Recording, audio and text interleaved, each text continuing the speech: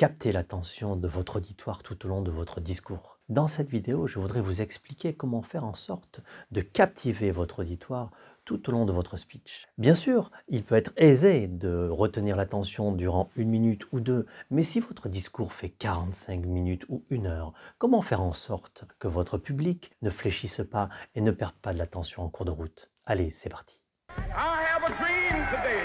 Un seul combat pour une seule patrie. Yes, we can. Il y a un élément fondamental à savoir. Le cerveau humain se fatigue au bout de 10 minutes. Ce qui veut dire que lorsque vous exprimez, au bout de 10 minutes, le cerveau de votre auditoire va avoir tendance à se mettre en veille, à faire une pause, à se distraire, à se reposer. Et donc, ce qui risque de se passer, c'est avoir une perte d'attention de votre auditoire. De fait, votre auditoire va se mettre à penser à autre chose, va peut-être regarder son téléphone portable, va discuter avec son voisin, va rêvasser, va regarder ce qui se passe dans la salle et ne va plus être attentif à vos propos. C'est assez dommage parce que c'est peut-être à ce moment-là que vous allez dire quelque chose d'extrêmement important et pertinent. Alors, comment faire? Comment faire si votre discours dure 1 heure? Arithmétiquement, en 1 heure, le cerveau des gens qui vous écoutent va faire au moins 6 pauses. Eh bien, comment faire? Je vous propose de prendre exemple sur les meilleurs metteurs en scène de cinéma. Essayez de vous souvenir quels sont les films qui vous ont captivé du début jusqu'à la fin et quels sont ceux pour lesquels vous vous êtes endormi en cours de route. Quels sont les bons ingrédients? Les bons ingrédients, c'est être capable de garder cette attention, de surprendre à tout moment.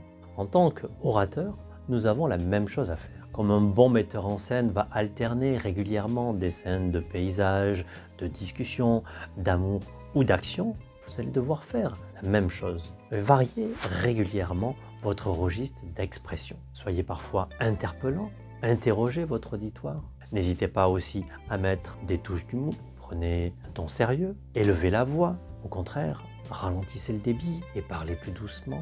Ayez aussi une gestuelle variée. Déplacez-vous un moment sur la scène. Vous avez à votre disposition tout un panel incroyable de facteurs que vous pouvez activer dans un sens ou dans l'autre. La gestuelle, bien sûr, la voix avec les 6 paramètres, le contenu.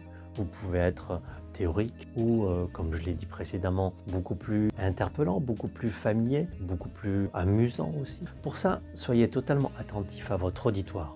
Comment faire? Juste regardez-le. Regardez le non-verbal de chacune des personnes qui sont devant vous. Et si à un moment vous sentez qu'elle commence à fatiguer, à perdre de l'attention, dites-vous que c'est à ce moment-là qu'il faut changer de registre. C'est peut-être à ce moment-là qu'il faut leur poser une question. C'est peut-être à ce moment-là qu'il faut parler plus fort. Ou alors qu'il faut baisser le ton.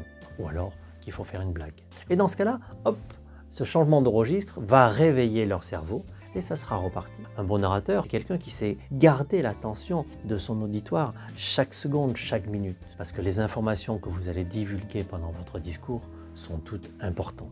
Une fois que l'on a compris qu'il y a différents registres à notre disposition pour aller réveiller le cerveau de notre auditoire, je vous propose d'aller travailler les contrastes. Dans toutes les sessions de formation en expression orale que j'anime, tôt ou tard, je viens à conseiller aux stagiaires d'aller contraster leur façon de s'exprimer. C'est trop souvent, monocorde, plat, ennuyant. Et même s'il varie un petit peu les registres, ça manque vraiment de contraste. Souvent, je prends cette image-là, je leur dis « Vous êtes un bon peintre, mais vous ne peignez qu'en noir et blanc. Allons acheter des couleurs. Allons mettre des couleurs sur votre tableau. Allons mettre des couleurs dans notre discours. Et osons pousser les contrastes. Osons parler plus fort. Osons parler plus vite. Osons ralentir.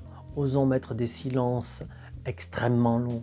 Osons une gestuelle ample ou minimaliste. Au plus vous contrasterez votre discours, tout en étant bien sûr aligné avec votre personnalité et avec votre public aussi bien évidemment, au plus vous capterez cette attention. Et si je reprends ma comparaison avec le metteur en scène, vous attendez de lui qu'il y ait des contrastes aussi dans chacune de ces scènes. Qu'une scène d'action soit vraiment une scène d'action, pas quelque chose de mou. Qu'une scène où il y a des beaux paysages soit vraiment avec des paysages stupéfiants. Si vous regardez un film où les scènes d'action sont molles, les paysages pas terribles, les scènes d'amour plutôt ennuyeuses, forcément vous allez décrocher. Voilà, je vous ai donné pas mal d'ingrédients. L'important c'est de prendre conscience de tout ça et de commencer à les mettre en œuvre petit à petit lorsque vous prenez la parole. Et n'oubliez pas ensuite d'augmenter le contraste. Grâce à ça, vous ferez des discours absolument passionnants. Voilà, je vous propose de mettre dans les commentaires si vous avez des expériences à partager sur le sujet. N'oubliez pas de liker la vidéo et de la partager. Et je vous dis à très bientôt.